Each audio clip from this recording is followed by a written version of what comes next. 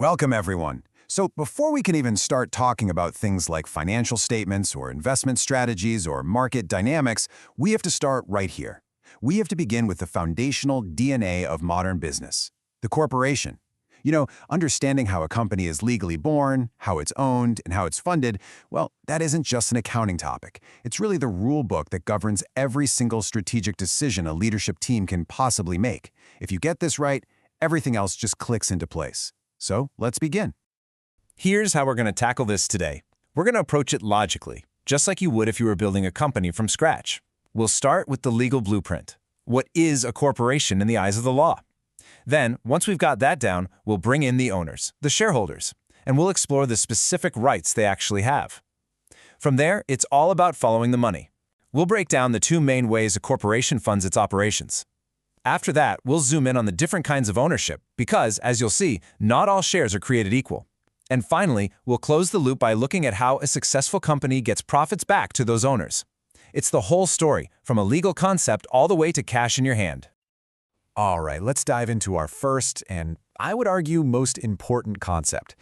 Now, a really common mistake I see students make is they tend to lump all businesses together. They think of the little corner store run by one person, or a law firm with a couple of partners, and a giant company like Apple as basically being the same thing. They are not. The single biggest difference, the idea that underpins all of corporate finance, is that a corporation is its own person. Seriously, if you can truly wrap your head around that one idea, the rest of this is going to make perfect sense. So what do we really mean when we say a separate legal entity? I want you to picture it like this.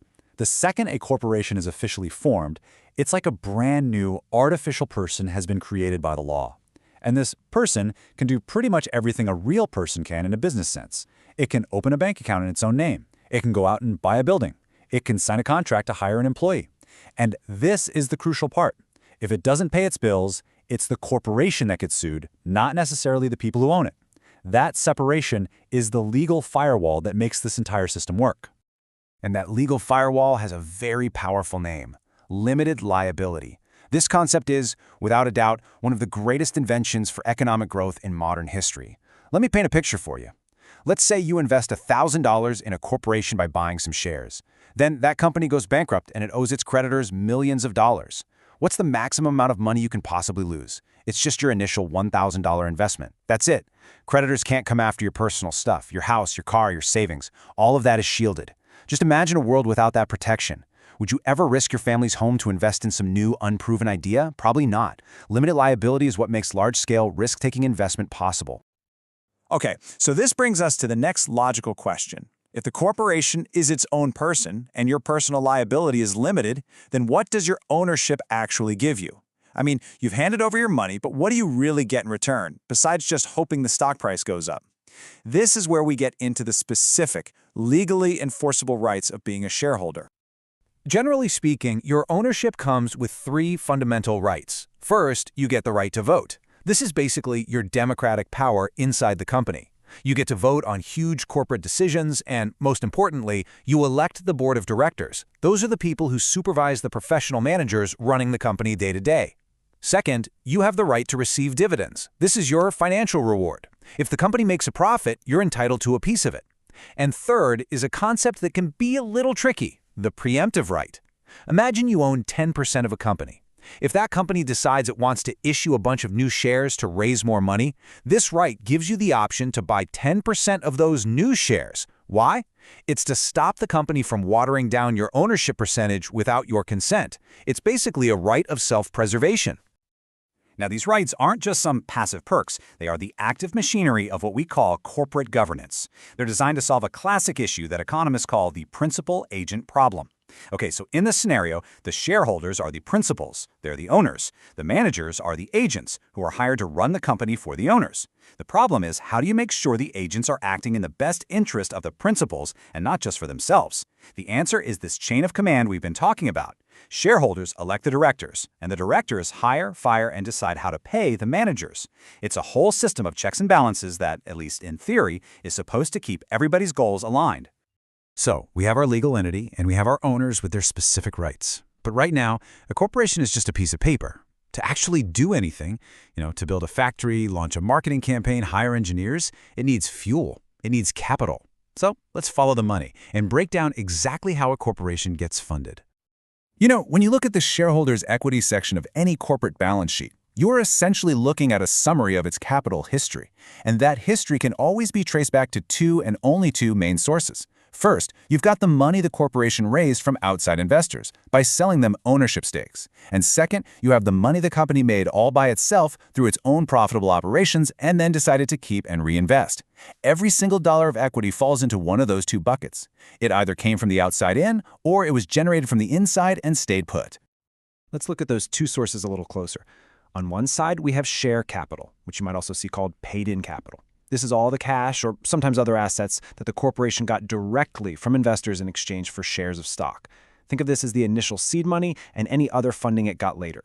On the other side, we have retained earnings. Now this is the lifeblood of a mature company. It's the grand total of every dollar of net income the company has earned over its entire lifetime, minus any of those profits it has paid back out to shareholders as dividends. It represents all the wealth the company has created and then chosen to reinvest in its own future. Now, there's a pretty interesting wrinkle here. Sometimes, a company will go out into the stock market and buy its own shares back from investors. This repurchased stock is called treasury stock, and it actually gets recorded as a reduction to shareholders' equity. Now, why on earth would a company buy its own product? Well, think about basic supply and demand. By reducing the number of shares out there on the market, the company can potentially boost the value of the shares that are left. It's also a really powerful signal. Management is basically telling the market, hey, we think our own stock is the best investment we can make right now. It can also be a flexible way to return cash to shareholders or to just have shares on hand for things like employee stock option plans. This brings us to a really critical distinction, and it's another one of those areas where students can get tripped up. They hear share capital, and they just assume it's one big, uniform pool of ownership. But a corporation can actually issue different classes of stock that come with different rights and privileges. It is absolutely crucial to understand that not all ownership is created equal. So let's just ask this question directly. If you own 100 shares of Company X and I own 100 shares of Company X, do we automatically have the exact same rights? Could it be that you can vote but I can't? Or maybe you get paid before I do? The answer absolutely is that our rights could be completely different. It all comes down to whether we're holding common stock or preferred stock. Understanding this financial pecking order is essential. This table here breaks down the classic trade-off perfectly. Common stock is what we usually think of as true ownership. It comes with voting rights. You get a say in how the company is run. Preferred stock, on the other hand, usually has no voting rights at all. So what's so preferred about it? Well, in exchange for giving up that power, preferred stockholders get to cut in line for the cash. They are entitled to their dividends before any dividends can be paid to the common stockholders. And what's more, if the company goes bankrupt and its assets are sold off, preferred stockholders get their initial investment back before the common stockholders see a dime. So, common stockholders get the power and the unlimited potential for growth, but they're last in line. Preferred stockholders get priority and more certainty, but their potential gains are usually limited. It's a classic trade-off, power versus priority. Okay, so this all comes together in our final section. We've established a legal company, we've funded it with capital, and we define the rights of its different owners. Now, let's assume the company has done well and has actually generated profits. How does it complete the cycle and return some of that value back to the people who own it? Well, the main way it does that is through the dividend. A dividend is pretty simply a distribution of a company's profits to its shareholders. Now, it is crucial to remember that a company is not obligated to pay out all or even any of its profits. That decision is entirely up to the board of directors. They have to balance the benefits of giving cash back to the owners right now through a cash dividend against the benefits of keeping that cash and reinvesting it in the business for future growth. And while cash is the most common way, sometimes companies also issue stock dividends, where they give out additional shares instead of money. And paying a dividend isn't a casual thing. It is a formal, three-step legal and accounting process. First, the declaration. The board of directors has to pass an official resolution to declare the dividend. At that exact moment, the dividend becomes a legal liability on the company's books. Second, the funding. Now, here is a critical accounting rule you have to remember. A dividend can only be paid from the company's accumulated profits, its retained earnings. You cannot pay a dividend out of the share capital that investors originally put in. That would just be giving investors their own money back and calling it a profit, which is illegal in most places. And finally, you have the distribution, which is when the cash is actually paid out to the shareholders. It's a very common mistake for new analysts to see a dividend as just a simple cash payout. But in the world of professional finance, the dividend decision is a powerful form of communication. It's a signal. A company that has a long history of paying and steadily increasing its dividend is signaling financial strength, stability, and confidence in its future. On the flip side, when a company that usually pays a dividend suddenly cuts it or gets rid of it entirely, the market often reacts very, very badly. It's a loud and clear signal that management might be worried about the company's health and its future. It's a major strategic decision that everyone watches very closely. And this brings us right to the essential dilemma at the heart of corporate finance, a question that every CEO and every board of directors has to struggle with. Do you take this year's profits and reward your shareholders right now with a cash dividend? Or do you take that same cash and plow it back into the business, funding new research, upgrading equipment, expanding into new markets, all with the hope of creating even bigger profits and a higher stock price down the road? There is no single correct answer here. It all depends on the company's industry, its age, its growth prospects, and what its shareholders expect. Mastering this trade-off between today's rewards and tomorrow's growth is really the art and science of financial strategy.